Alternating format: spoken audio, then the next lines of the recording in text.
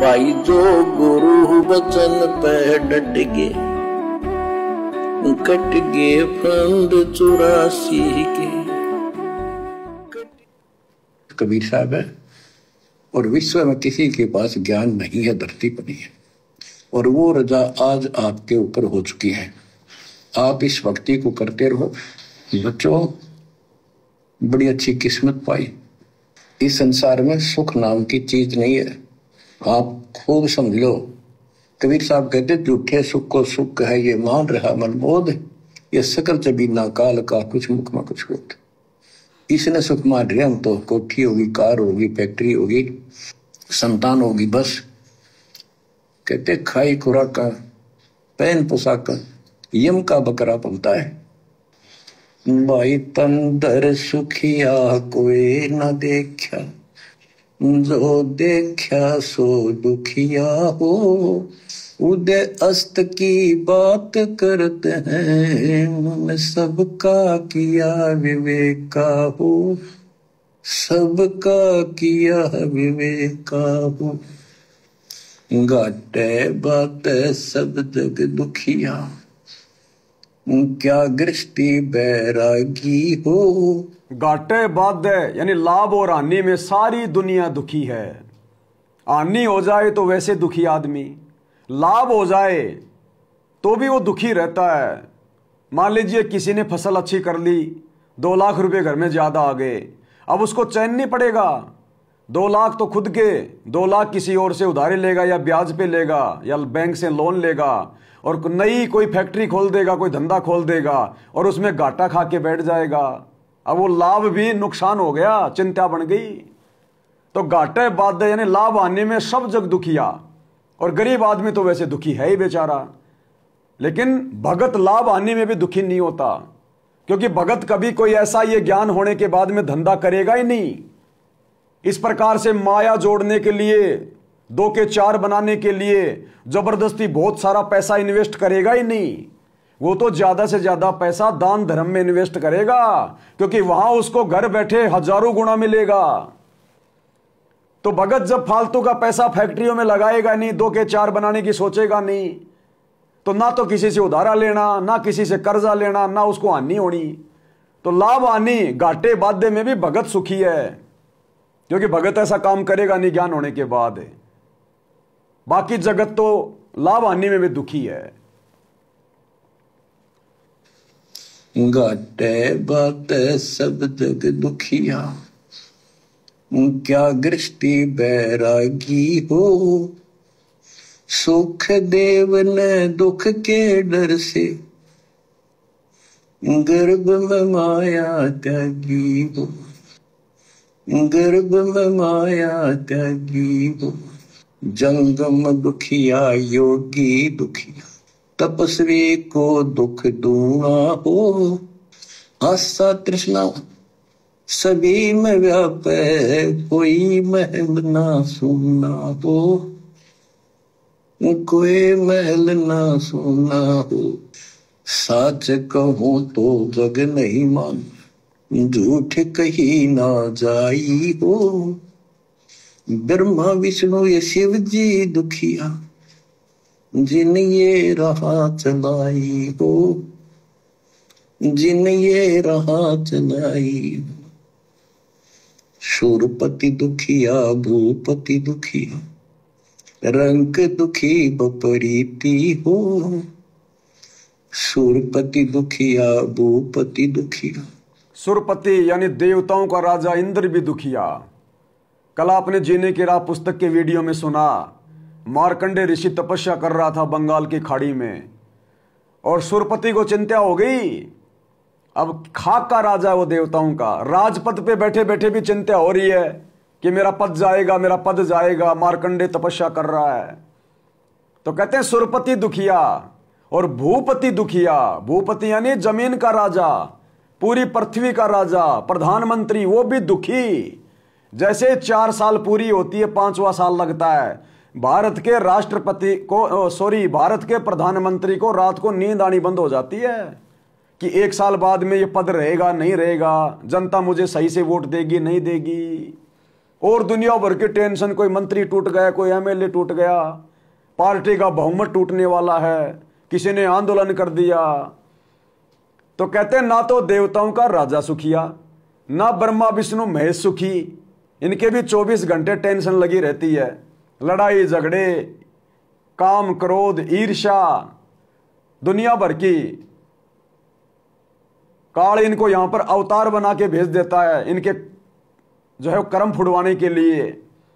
ना ये सुखी, तो जमीन का राजा तो सुखी होगा ही कैसे, प्रधानमंत्री राष्ट्रपति तो सुखी होगा कैसे। और जब ये सुखी नहीं है तो आम आदमी तो बेचारा फिर वैसे मरा हुआ है। तो परमात्मा कहते हैं अगर धरती पर कोई सुखी है थोड़ा बहुत, तो सच्चा ज्ञान प्राप्त संत यानी भगत, जैसे आज आप और हम सतज्ञान प्राप्त है, हमें सतगुरु प्राप्त है।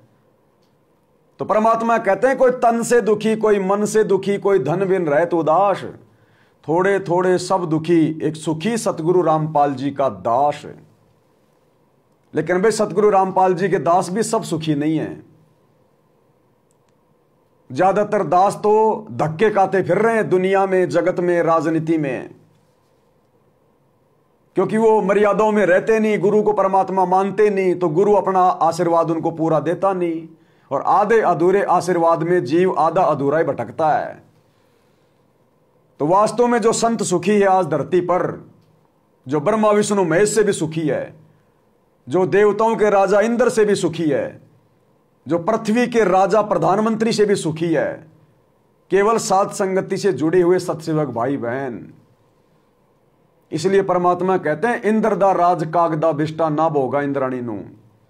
अरे क्या करेंगे हम भूपति बनके, जिसको रात को गोलियां खा खा के नींद आती है?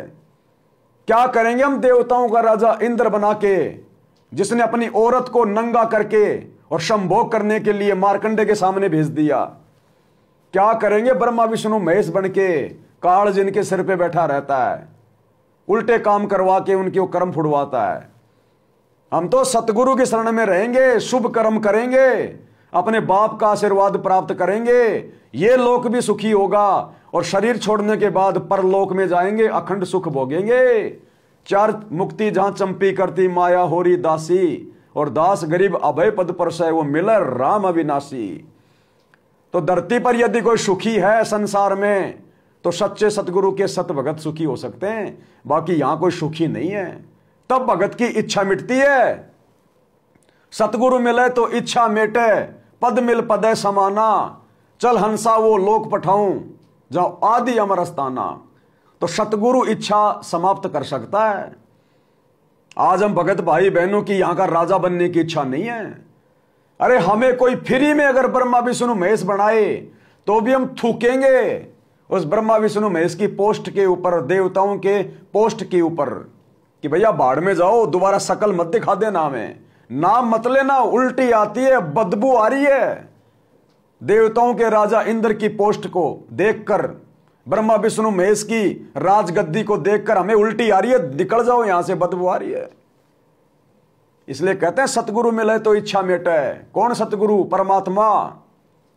वो ही काललोक की इच्छा समाप्त कर सकता है, और उन्हीं के करेगा जिनके ऊपर वो दया करनी होगी, जिनको परमात्मा ने चुन लिया सतलोक के लिए।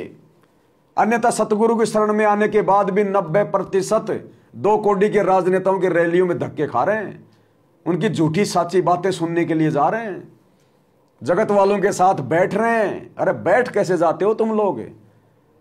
तुम लोग बैठ कैसे जाते हो जगत वालों के बीच में? अरे हम सत्सेवक तो मरने को मर जाएंगे, लेकिन दूसरे का खून भी नहीं चढ़वा सकते। अगर कभी ऐसी नौबत आ गई, अगर हमें खून की जरूरत पड़ गई, हम तो दूसरे का, जगत वाले का खून भी नहीं चढ़वा सकते। पता नहीं उसके खून में झूठ, सांस, रोग, दुनिया भर के उसने टीके लगवा रखे हैं, दुनिया भर की उसने वैक्सीन ठुकवा रखी है, उसके खून में बीड़ी, धुआं, सिगरेट, मांस, शराब, तंबाकू, उसके गंदे विचार सब कुछ शामिल है।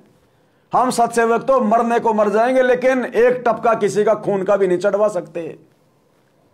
हां, अगर किसी को जरूरत पड़ गई तो हम अपना खून दे देंगे, क्योंकि हमारा खून उसके लिए अमृत है, अमृत।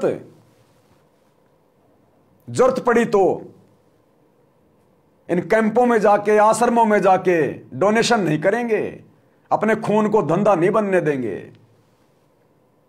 तो सतगुरु मिले तो इच्छा मिटे, ये होता है ज्ञान का प्रभाव, भक्ति का प्रभाव। लेकिन ये होता उन्हीं पे है जो गुरु को इष्ट मानकर मर्यादा में रहेगा। डॉक्टर ने इलाज कर दिया, स्वस्थ कौन होगा? जो पूरी परहेज निभाएगा और पूरी दवाई टाइम पे खाएगा वो। अब डॉक्टर ने मना कर दिया भैया ठंडी हवा में नहीं घूमना, और वो हॉस्पिटल से बाहर निकलते ठंडी हवा में घूम रहा है, पहाड़ों पे जा रहा है, तो मरेगा। अब गुरु ने मना कर दिया राजनीति नहीं करनी, तुम राजनेताओं की ठंडी हवा में घूम रहे हो, उनकी रैलियों में घूम रहे हो, तो मरोगे। गुरु क्या करेगा फिर? कोई बदलाव नहीं होगा। जो गुरु बचन पे डट गए,